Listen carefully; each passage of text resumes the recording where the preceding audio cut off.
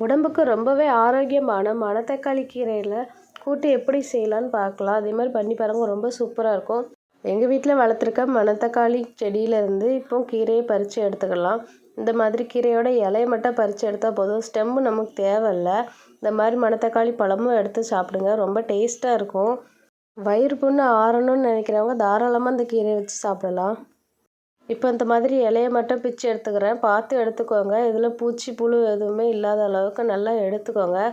இந்த மாதிரி எடுத்துகிட்டு இதை 4-5 தடவை நல்லா கழுவி எடுத்துக்கோங்க. அப்போ இருக்கிற பூச்சி எல்லாம் தனியாக வந்துடும். இந்த மாதிரி ஸ்டெம்மு நமக்கு தேவையில்லை, அந்த மாதிரி வெட்டி எடுத்துக்கோங்க. இலை மட்டுமே போதும். நல்லா 4-5 தண்ணியில் நல்லா கழுவிட்டு சின்ன சின்னதாக கட் பண்ணிக்கோங்க. உங்களால் எந்த அளவு கட் பண்ண முடியுமோ அந்தளவு சின்னதாக கட் பண்ணிக்கோங்க. இந்த கீரை கொஞ்சம் கசப்பாக இருக்கும், நம்ம வதக்கும் போது கசப்பு எதுவுமே தெரியாது, ரொம்ப டேஸ்ட்டாக இருக்கும். இந்த மாதிரி சின்னதாக வெட்டி தனியாக எடுத்து வச்சுக்கோங்க. இப்போ ஒரு பாத்திரம் வச்சுக்கோங்க, அதில் கொஞ்சமாக எண்ணெய் ஊற்றிக்கோங்க. அதில் 1 ஸ்பூன் அளவுக்கு கடுகு போட்டுக்கோங்க, ஒரே ஒரு மிளகாய் போட்டுக்கோங்க, கொஞ்சமாக வெங்காயம் போட்டுக்கோங்க. மிளகாய் ரொம்ப போட வேண்டாம், அப்புறம் ரொம்ப உரப்பாக இருக்கும். இது கூடவே கருவேப்பிலை போட்டுட்டு நம்ம வெட்டி வச்சுருக்க கீரையை சேர்த்து நல்லா வதக்கி விட்டுக்கோங்க. இதுக்கு தேவையான உப்பை இப்போவே சேர்த்துக்கோங்க.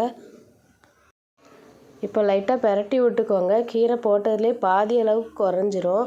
கீரையிலேருந்து தண்ணி வரும், அதனால தண்ணி எதுவுமே சேர்க்க வேண்டாம். ஒரு 5 நிமிஷம் நல்லா மூடி போட்டுக்கோங்க. இப்போ திறந்து பாருங்கள், இந்தளவுக்கு நல்லா சுருளை வெந்திருக்கும். இப்போ இதுலேயே கொஞ்சமாக சீரகம், தேங்காய், மஞ்சள் போட்டு அரைச்சி வச்சுருக்கேன், அதில் 2 ஸ்பூன் போட்டுக்கலாம். தேங்காய் அதிகமாக வேணால் நீங்கள் போட்டுக்கோங்க. இது ஒரு 5 நிமிஷம் நல்லா இந்த மாதிரி பெரட்டி விட்டால் போதும். மணத்தக்காளி கீரை ரெடி ஆகிட்டு. இதே மாதிரி செஞ்சு பாருங்கள், ரொம்ப சூப்பராக இருக்கும். வயிற்றில் இருக்க புண்ணெல்லாம் சீக்கிரமாகவே ஆறிடும். இதே மாதிரி வாரத்தில் 2 நாள் கண்டிப்பாக செஞ்சு பாருங்கள். ஒயிட் ரைஸ் கூட சாப்பிட்லாம், ரொம்ப நல்லா இருக்கும். சும்மா சாதத்தோடு நெய் ஊற்றி நல்லா பிணைஞ்சு சாப்பிட்டாலே அருமையாக இருக்கும். இந்த மாதிரி வீடியோ பிடிச்சிருந்தா லைக் பண்ணுங்கள், ஷேர் பண்ணுங்கள், சப்ஸ்கிரைப் பண்ணுங்கள், பெல் ஐக்கானை கிளிக் பண்ணுங்கள்.